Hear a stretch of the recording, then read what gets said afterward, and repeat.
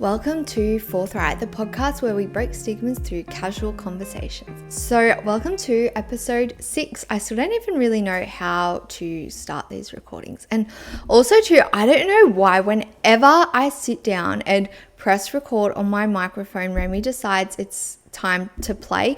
He always does it, so I'm going to try and stop him. I apologize if you can hear squeaking from his toys in the background. I mean, it's so cute, him playing with toys, but it's always, no matter what it is, the second I hit record, he will literally run off his bed or wherever he is and find one of his toys and go and play. But anyway, I'm going to push on. So it is on the day I'm recording this, the middle of winter, the exact middle of July, middle of winter, and I'm hating it so much. I've been staying the last 2 weeks at my mum and dad's house. They've been away. They've been in Bali, so jealous, but I was staying at their place to mind our family dog, Ziggy. He sort of just has anxiety. He doesn't really cope too well being at my place. So I packed up all my stuff and I'd been staying at their place for 2 weeks. And their house is a really cold house, and because it's big, like it's bigger than my little like 1-bedroom apartment.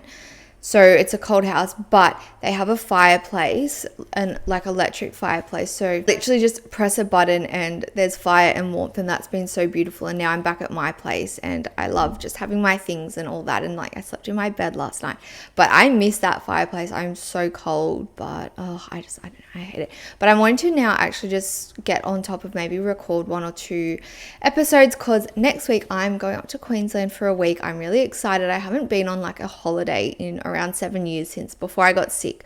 So I'm looking forward to just having some time off. And in case, I don't know if I've even said on this podcast, but if you don't know, I actually used to live in Brisbane for 18 months. I moved, it was around actually 5 years ago I moved, and it's been nearly 4 years since I've moved back from Brisbane, and I haven't been back up there. So I'm just really looking forward to going up there. Hopefully it'll be a bit warmer being that further up north, but yeah, so I'm just wanting to like pre-record the episode. Normally I record, because I upload on a Thursday. Normally I've been record on Tuesday, edit and schedule and all that on Wednesday, have it up on Thursday. But I'm going to get on top of that because I've got so much other stuff to do this week. But anyway, I feel like that's a really long, random intro. I'm so sorry.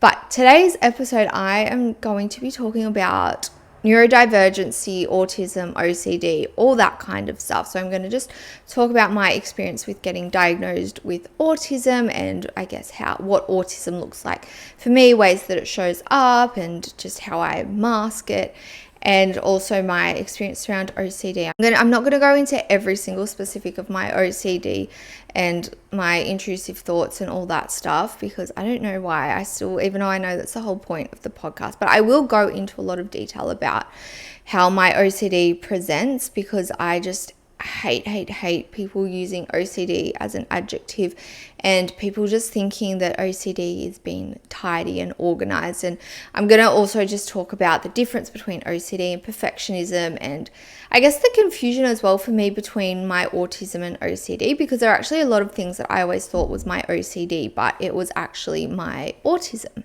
So yeah, I'm kind of just going to start. I've got a basic script outline for this episode, but it's me. I feel like I'm not good at sticking to it. I always go off on tangents again. So let's just see what we end up with. So I'm going to talk about autism first. So I got diagnosed with autism. It was around a year ago, around this time last year. So I started seeing a new therapist, and it was actually my second session with her when she brought up and asked me like if autism had ever been discussed or anything like that, because I've been in therapy for around 7 years and I think I've seen maybe 10 different therapists.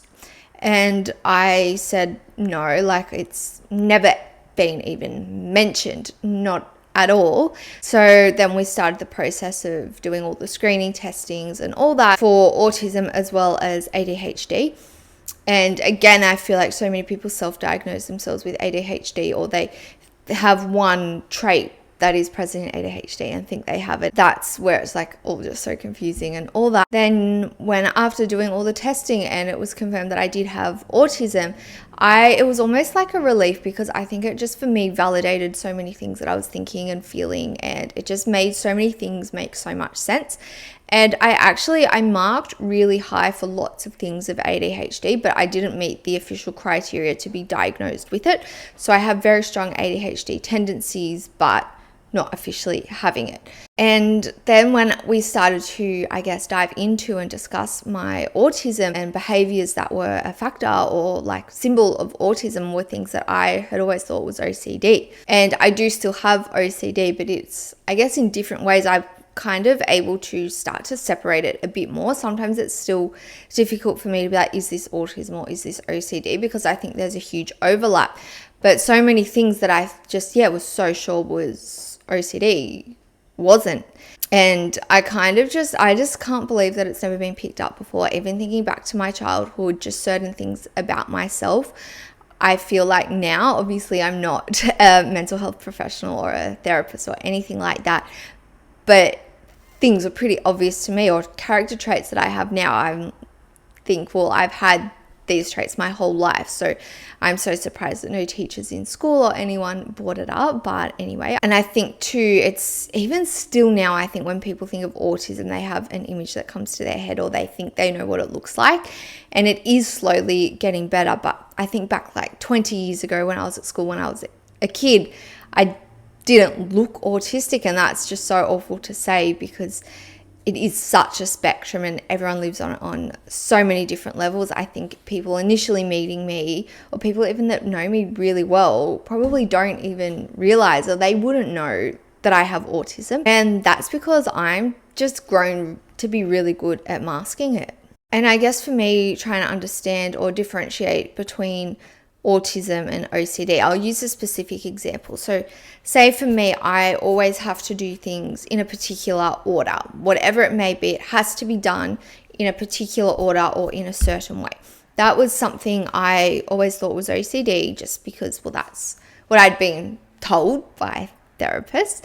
And the way I determined that it was actually autism and not OCD is my reasoning. So my therapist would ask me, well, why do you do things in this order? Or why does it have to be done in this way? And I would say, well, just because it has to. I didn't have a reason. I would say, well, no, it's just, this is how it's done. This is how I do it. This is how it has to be. Whereas if it was OCD, I have to say, well, if I don't do things in this way, then this will happen, or something bad will happen if I don't do it this way.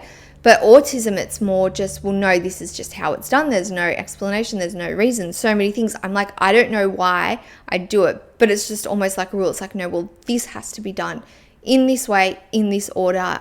And that's just the way it is. And for me, with the specifics of my autism, I have sensory issues. So for me, thinking back as long as I can remember, is the way clothes feel on my body. I'm very, very sensitive to feelings of things on me and being comfortable. So in bed, I remember like my mum would always have to tuck me in so tight into bed. If the sheets weren't tight enough, it just wasn't comfortable. I just couldn't do it. I had to be tucked in so tight, and there couldn't be any creases on the bed. Everything had to be smooth. And even now, that's why, well, like I said, how I wear my tights to bed, because if I wear pants that are loose and they shift around, that feeling of uncomfortableness is just so, I can't even explain it. It just really, I just can't. I'm like, no, I just don't like it.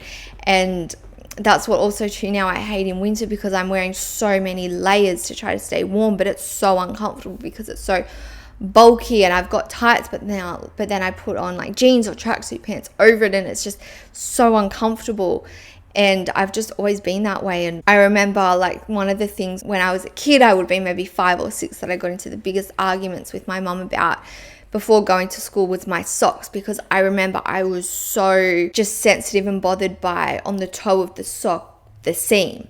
Because I remember it would take me sometimes like an hour to put my shoes on, because I'd put them on and I could feel that seam on my toes. So I'd be folding my sock over so I wouldn't feel the seam on my toes, because I was just so sensitive to it. And there were so many screaming fights with my mum, and I remember like throwing shoes at her head, and that's a whole other story. But things like that like thinking back, I've always been so sensitive to that. That's just touch. And for sounds, I really don't like loud sounds at all.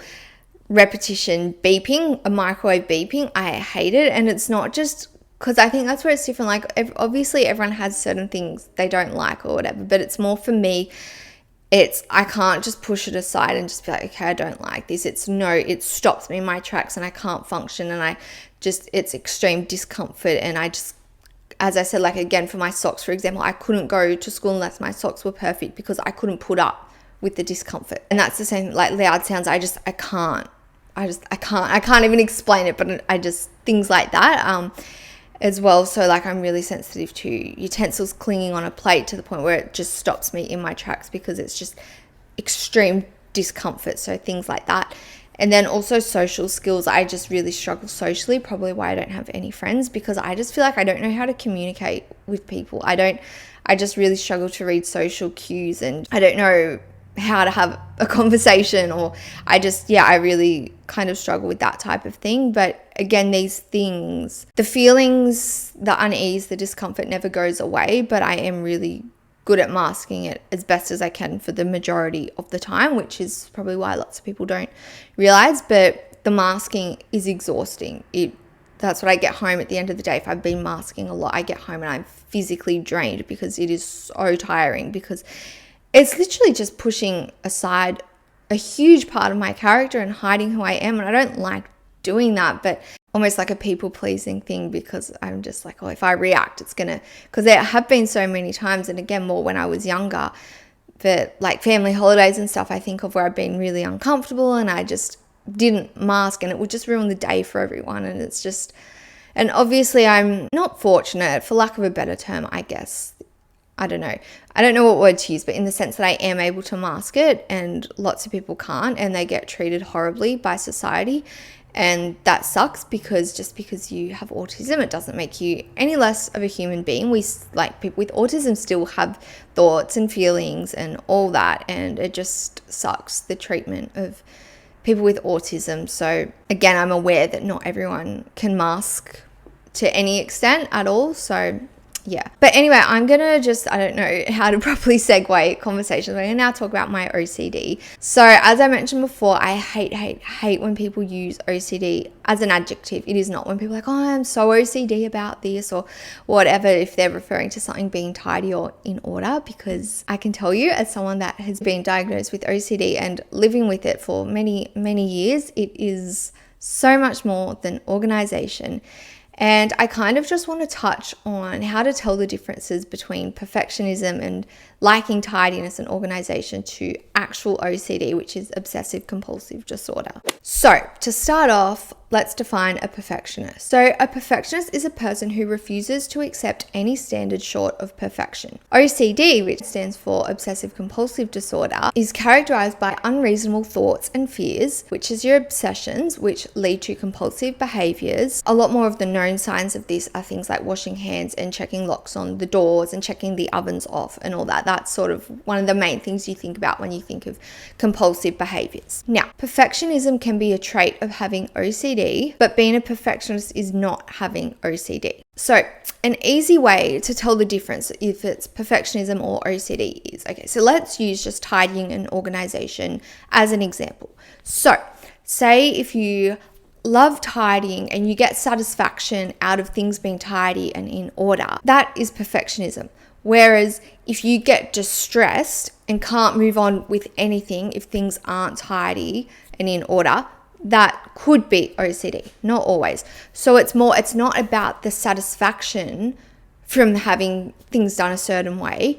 It's the distress if it's not. So I hope that makes sense. And OCD is also so much more than this. For me, it is a lot of intrusive thoughts. So I guess to use an example of what intrusive thoughts look like, for me, I always have to think worst case scenario things. So I'll use a specific example. Actually, this was a little while ago, but I had to go into the city on my own at night, and driving wasn't an option. So I had to get public transport, and going on my own, as I said, like being a young female on my own at night traveling, naturally I was a little anxious about this, and I would just automatically think of the worst case scenario and the possible dangers that could happen and things you see and hear in the news. So for me, in my head, I have to think these things happening to me. I have to think and visualize the worst case scenario happening to me. So say if I'm walking from the bus stop or the train station to where I needed to be, I would visualize someone grabbing me and attacking me and all that. And I don't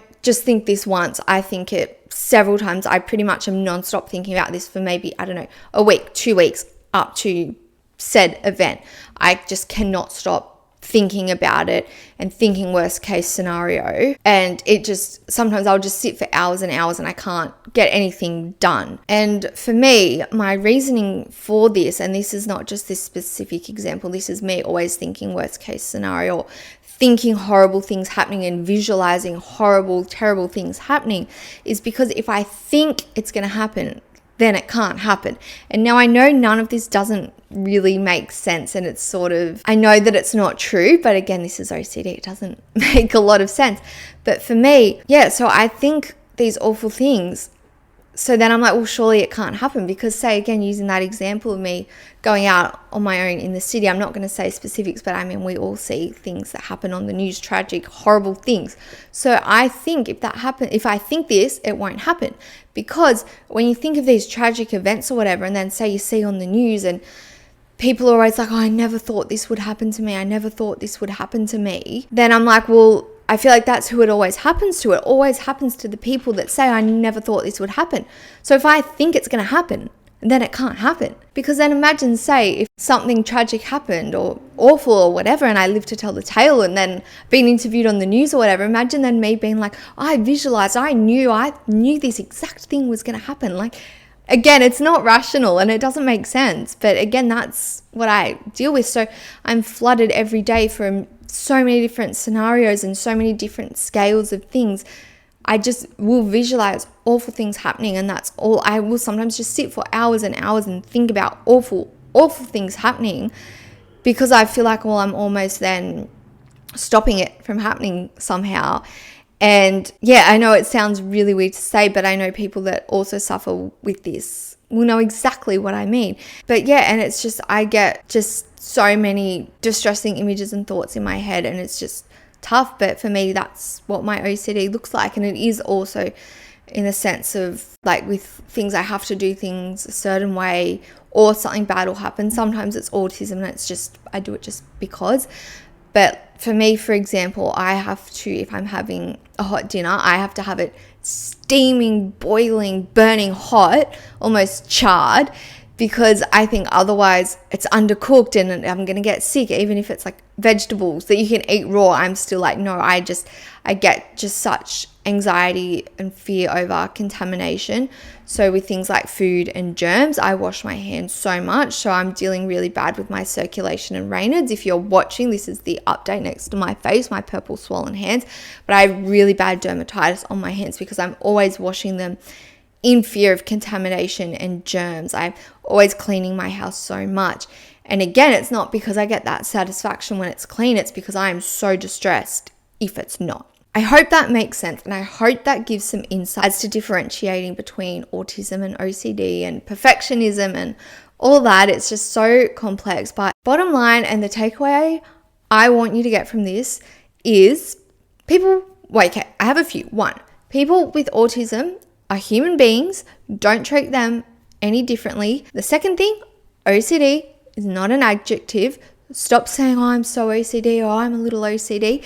If you like things being tidy, most people do like things being tidy. It's not OCD. It is really invalidating and insulting to people that, like me, that live with OCD and really, really struggle from what it actually looks like. So I am now going to sign off with my Hannah's hot tip for the week. And this week's hot tip, it's something really small, but I promise this will come in handy to you at some point in your life. So say you need to sneeze and it's not the right, place to do so. If you're on, a crowded train, or if you're, sitting in a theater at a play, or just somewhere where you just think, I really don't want to sneeze now.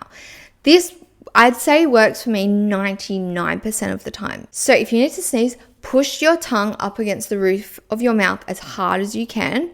And it doesn't necessarily get rid of it, but it delays it so much. As I said, for me, so many times where I'm just like, no, I can't sneeze now. Tongue, roof of my mouth as hard as I can, and that need to sneeze goes away. I don't know if it's going to work for everyone, but next time you got to sneeze, try it, because I don't understand the science behind it, but it's been a real game changer for me to know. So it's just a small little hot tip, but as I said, it's a pretty good one, I think. So yeah. Anyway, I am going to sign off now. I don't know when I'm going to record the next episode. As I said, I might do it a little bit in advance before I go to Queensland. I might take my microphone and do it in Queensland. I don't know. But I'm really excited, and I think it's good to have something to look forward to. And I hope you are all doing amazing. And yeah, I will just talk to you guys next week. Okay, bye.